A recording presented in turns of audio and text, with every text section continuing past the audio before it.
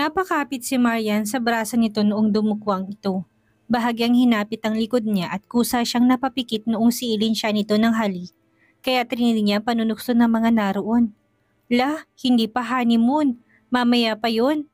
Naitago niya tuloy ang mukha sa dibdib ni Sir Harry nung maghiwalay ng mga labi nila. Marahan itong tinapik ang likod niya. Dampi lang kasi dapat, sir. Mahinang asik niya dito. I want to kiss you. Don't mind them. Imbis na sagot nito. Hindi tuloy siya makatingin sa mga tao doon. Agad na lang niyang hinawakan sa kamay si Ken, habang si Ophel ay nagpapabuhat kay Sir Harry. Mama, daddy ko na po forever si Manong, hindi ba? Pangulit ni Ophel nung makabalik sila sa sasakyan. Daddy naman talaga natin siya, Ophel. Asawa na siya ni Mama. Ibig sabihin hindi na siya aalis. Baka kasama na natin siya. Si Ken ang sumagot. Napasulyap siya sa kambal na nasa backseat. Kita niya ang ningning sa mga mata ng mga ito. Sana lang talaga ay totoong si Sir Harry at huwag silang iwanan sa dulo. Where do you want to eat? Bali ni Sir Harry sa dalawa. Ngumisi si Ophel. Bago ito makasagot ay tumunog na ang cellphone ni Sir Harry. Nasa dashboard yun at kitang-kita niyang pangalan ni Karil. Bumigat ang pakaramdam niya doon, lalo na noong kunin niyo ni Sir Harry. Excuse me. Paalam nito at bumaba kaagad ng sasakyan. Sinundan niya ito ng tingin, kunot-no itong nagsasalita. Kita pa niyang umigting ang panga nito at pinatay ang tawag. Umayos siya ng upo noong bumalik ito sa driver's seat. I'm sorry, something urgent happened. Kailangan ko magpunta sa kumpanya. Mag-take out na lang tayo. Ihahatid ko kayo sa bahay ko. Sa apartment kami, sir. Magluluto na lang ako para sa kambal. Madiing sagot niya dito. Umigting ang panga nito at mukhang ayaw sa desisyon niya. Halatang galit ito noong ihatid sila. Hindi na tayo kakain sa labas, Daddy? Malungkot na tanong ni Ophel. Uuwi ka naman dito, hindi ba, Daddy? Hintayin namin kayo ni Ophel. Umaasang tanong ni Ken. Marahas na huminga si Sir Harry. Hindi makasagot sa kambal. Pasok na kayo sa loob, babies. Magiging busy ang daddy nyo. May diing bigkas niya. Naiinis na lumungkot ang kambal pero syempre hindi naman nila mapipigilan si Sir Harry. Parehong bagsak ang balikat na pumasok sa apartment ang dalawa. Siya naman isusunod na sana ngunit marahang hinila ni Sir Harry ang siko niya. I'll try my best to go home later at dinner. Pangako nito na hindi niya sineryoso. Hiningi pa nito ng duplicate ng susi na apartment niya. Tama siya nang hinala. Patulog na lang ang kambal ay wala pa ito. Mama, gisingin mo ko pag uwi ni Daddy. Inaantok na habilin ni Ophel. Inayos niyang kumot sa kambal at tinalikan ang noo ng dalawa. Mas nalulungkot siya kapag malungkot ang mga ito. Hindi dapat siya ma-expect masyado kay Sir Harry. Dapat may boundary sila kahit kasal na. Mabigat siyang bumuntong hininga at marahang inalis ang singsing niya. Nilagay niya yun sa drawer. Hindi niya kayang ipagmayabang yun sa iba. Kasal lang naman sila dahil sa kambal. Mabigat ang loob niyang natulog. Nalingat lang noong bahagyang lumubog ang kama sa gilid niya. Umingit siya noong maramdaman ng malaking palad sa behewang niya na humahaplos. Kitty, paus na bulong nito. Akala niya nananaginip lang siya, ngunit naramdaman niyang marahang pagbaba nito. Sir, gulat niyang bulalas matapos maramdaman ang mainit nitong paghinga. Para siyang lalagnatin sa init. Mainit na nga sa kwarto, pinag-iinit pa siya nito. Sir Harry, malamang malakas na talaga ang loob nitong angkinin siya, lalo't kasal na sila. Wala itong itinira sa suot nito. Dumukwang pa ito upang maialis ang bestida niya. Hindi ka bumalik ng dinner, hinihintay ka ng kambal. Kumain ka na ba? Paus ng tanong dito. Kakakain ko lang, I'll make it up to them tomorrow. Ang mama muna nilang asikasuhin ko. Sir Harry, baka magising ang kambal. Sa galaw ng kama. Slow down, sir. Hindi naman to nakinig sa kanya. Pakiramdam niyang ibabagsak ang higaan nila. Mama? Si Daddy? Mahinang ingit ni Ophel kaya't nakulot siya ni Sir Harry. Doon ito bumagal. Nilubog nito mukha sa leg niya. Nagkawatak tuloy ang paghinga niya. Mama, wala pa si Daddy? Payak na tanong ni Ophel. Teka lang, Sir Harry. Mahinang pigil niya dito nung bumibilis na naman ang galaw nito.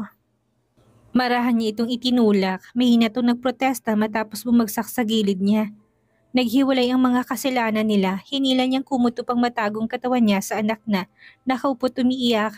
Shh, baby. Bukas na umaga nandito ng daddy mo. Pagsisinungaling niya. Kung sasabihin niyang naroon na baka tuloy ang magising ang diwa nito. Mama, hindi na kami love ni Daddy? Muling iyak nito. Hindi niya ito mayakap. Paano niya gagawin yun kung ang daddy nito itinaas ng ngita niya at pinapasok ng sandata sa loob niya? Umikot pang braso nito sa tiyan niya at hinapit siya bago simulan ng pag-ulos sa likod niya. Sir Harry! Babala niya dito pero parang wala itong narinig. Tell her I love her. Utos na bulong pa nito. Napapikit siya sa sunod-sunod nitong ulos. Sleep baby, bukas nandito ng daddy mo. Hindi na niya makausap si Ophel, hindi niya alam kung bumalik sa pagtulog ang anak niya. Basta alam niya sunod-sunod na gumalaw sa likod niya si Sir Harry. Pareho silang hiningal matapos yun. Inaantok na siya ngunit ito'y kanina pahawak-hawak ang kamay niya. Sumisiksik siya sa dibdib nito at pumikit. Dinig niya ang marahas nito paghinga pati ang malakas na tibok ng puso nito. Bakit hindi mo suot yung singsing? Hindi makatiis na tanong nito. Binawi ni Maria ng kamay dito. Masyadong mahal. Isa pa, ayoko na munang ipagsabing kasal na tayo. Huwag mo na rin munang ipaalam sa iba. What? Gusto mong isikreto kung kasal nating dalawa? Hindi makapaniwalang tanong ni Harry. Nagangat siya ng tingin.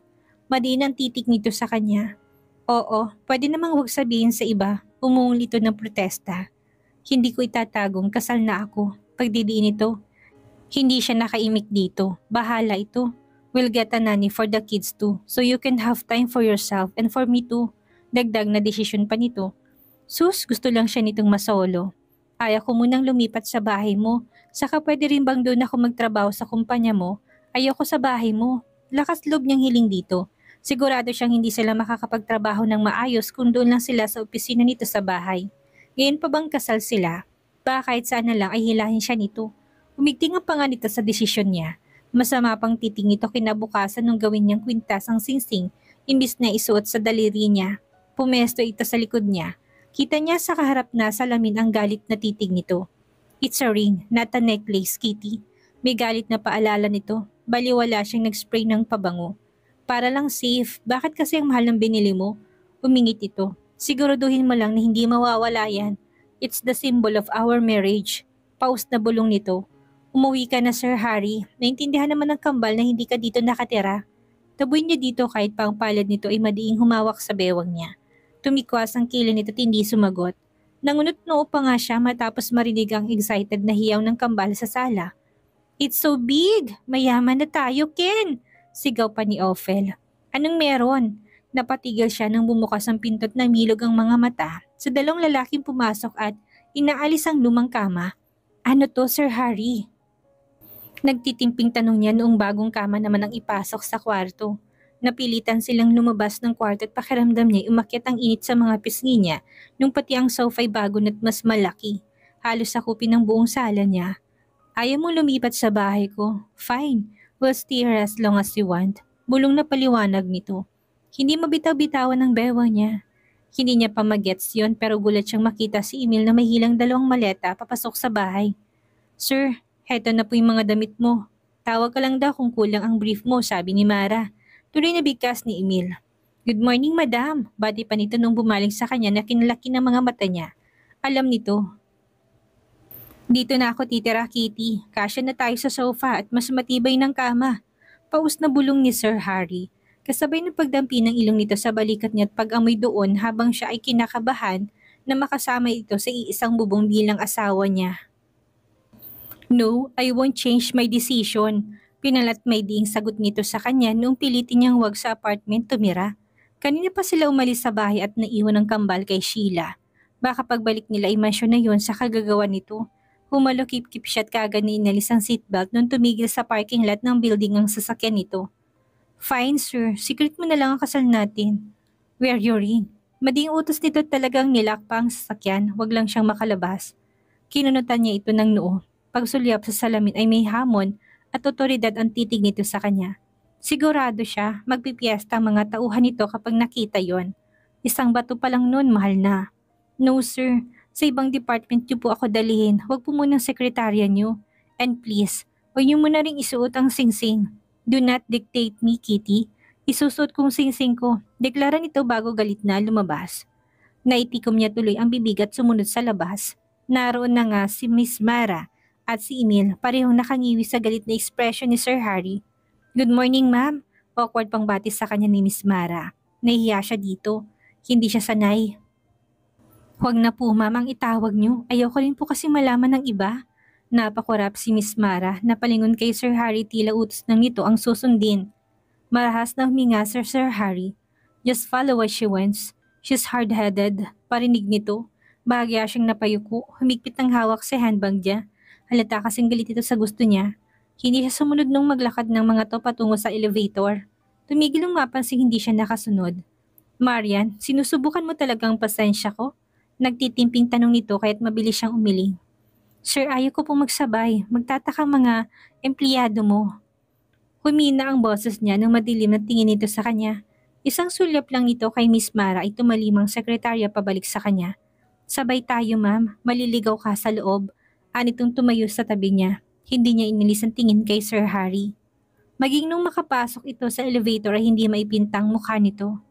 Grabe, biruin mo yon. May anak pala kayo ni Sir Harry. Hindi mapigil ang bulalas nito nung sila naman ang sumakay sa elevator. Nangiwi siya. Huwag ka pong maingay Miss Mara. Naku, huwag mo kong tawaging Miss Ma'am. Mara na lang. Sabihin mo kung may gusto ka. Utusan mo lang ako. Pero tingin niya hindi niya magagawa yon. Muntik pa siya nitong tawaging ma'am nung ihatid sa marketing department. Lahat ng mata nakatingin sa kanya. Bukod pa doon, ramdam niyang mapanuring titig ng manager niya. Ang manipis nitong kilay ay nakataas. Bagsak na bagsak ang malit nitong buhok na halatang bagong unat. Anong tinapos mo? Taas kilay na tanong nito nung makalabas si Miss Mara. Hindi po ako nakapagtapos pero isang taon na lang. Ah, nagpabakar ka lang para makapagtrabaho dito. Kamag-anak ka ni Miss Mara? Hindi ka dumaan sa interview process. Hindi mo ba alam na ang daming fresh graduate na nagsusunog ng kilay? Matanggap lang dito. Naumid ang dila niya at kumuyom ang kamao. Ramdam niya kagad na hindi magiging madali sa kanyang pakisamahan ito. Doon ka sa dulong mesa. Bawal ang cellphone, bawal ang chismis. Trabaho lang kapag hindi ka sumunod ipapasesante kita. Banta nito sa kanya. Gusto niya itong sagutin ngunit pinigil niya ang sarili. Tahimik na lang siyang lumabas sa opisina nito at nagpunta sa dulong table. May harang naman kaya't kahit titingin ang 10 katim niya ay pwede niyang taguan. Agad niyang denial ang number ni Sir Harry. Hindi na pwedeng lumipat, may hinantanong niya dito. No, pinili mo yan. Kung gusto mo bumalik ang sekretary ko at dito ka sa tabi ko. Offer nito. Ayaw niya yon, wala itong matatapos na trabaho.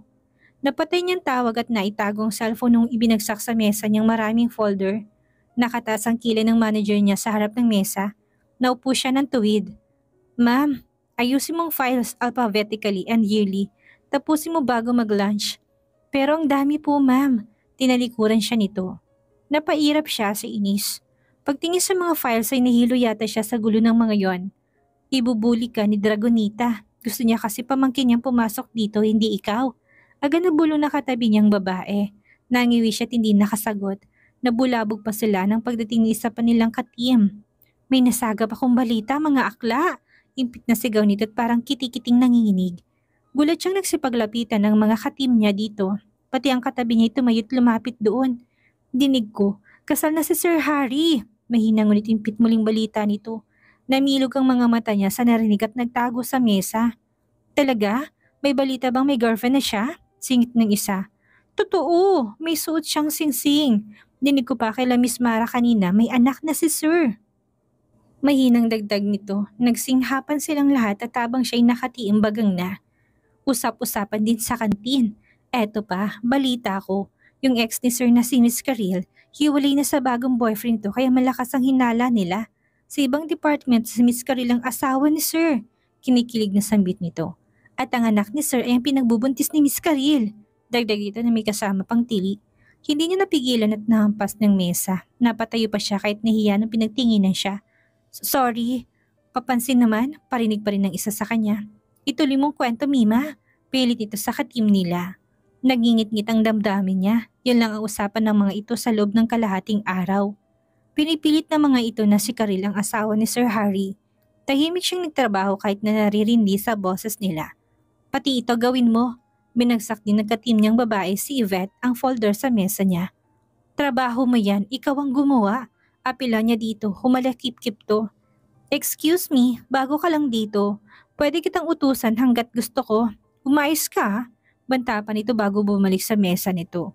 Dinig niya pang nagtawa ng iba dahil doon. Pumapalag, Jovel.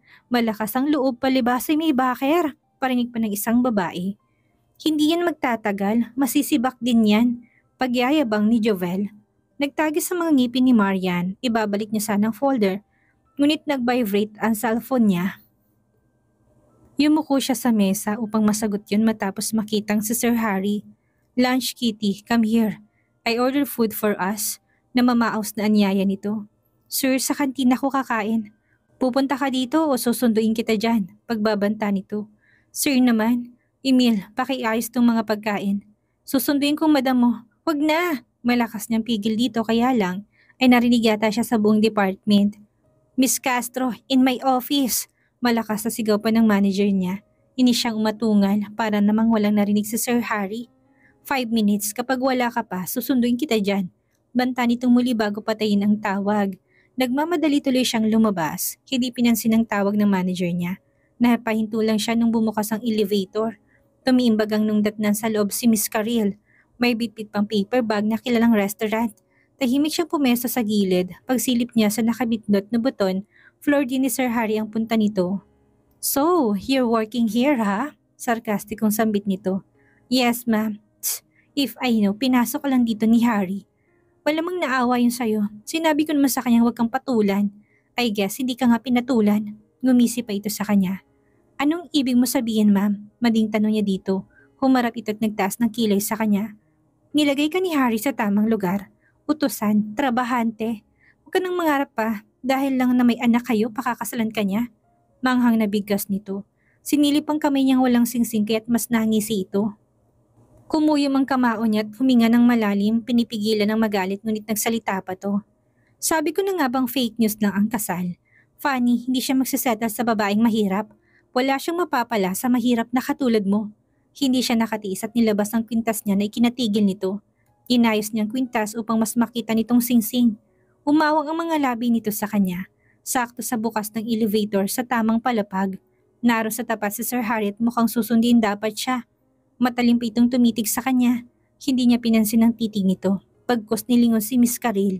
Bahagya siyang umisi dito. Mauna na ako, Miss Caril. Naghihintay ang asawa ko. Maliit siyang yumukot, hindi napigilan ang ngisi niya.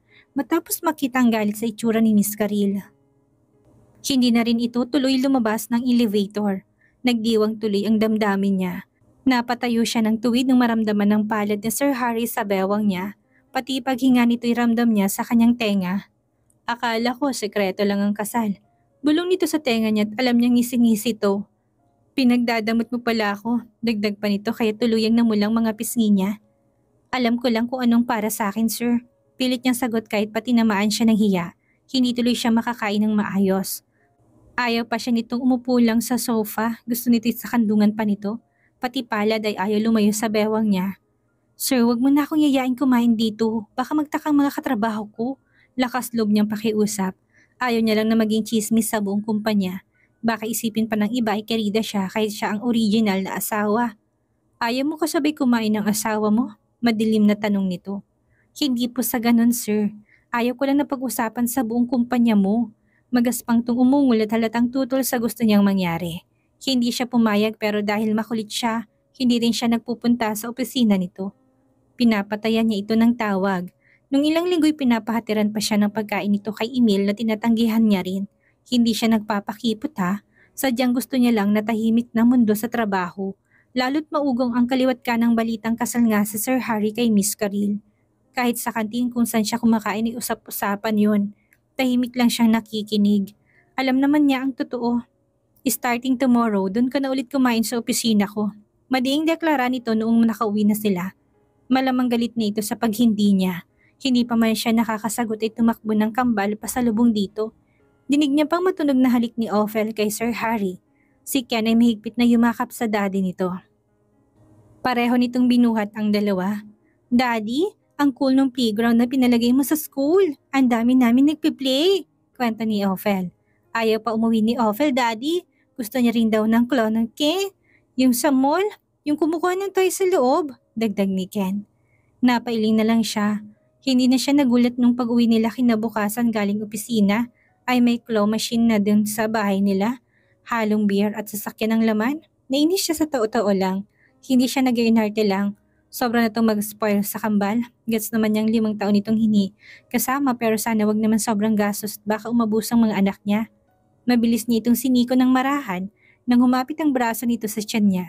Lumundong malakit malambot na kama sa paghiga nito sa tabi niya. Humalik ito sa balikat niya. Galit ka? Paus na tanong nito. Naiinis ako. Inispoil mo ng sobrang mga bata. Hindi healthy yon, Sir Harry. Mahinang inis niyang sermon at baka magising ang kambal. Marahas tong huminga. Bumabawi lang ako. Kaya kong bilhin kaya binibigay ko. Umismid siya dito at hindi na lang umimik sa inis. Sumiksik ito lalo sa kanya. Kitty, panunuyo nito. Pumikit siya at hindi sumagot ngunit ang palad nito'y lumusot sa pantulog niyang bestida. Huwag ngayon, tanggi niya dito. Umungol ito ng magaspang at hinapit na lang siya ng mahigpit. Basta, kumain ka bukas sa opisina ko. Anyaya nito. Siyempre hindi niya ginawa. Sa kantin siya kumain. Katatapos nga lang niya mag-toothbrush nung malaki ang mga mata niya sa pagpasok ni Sir Harry sa banyo. Sir, pambaba ito, sita niya dito. Nakatiimbag ang ito't halatang galit.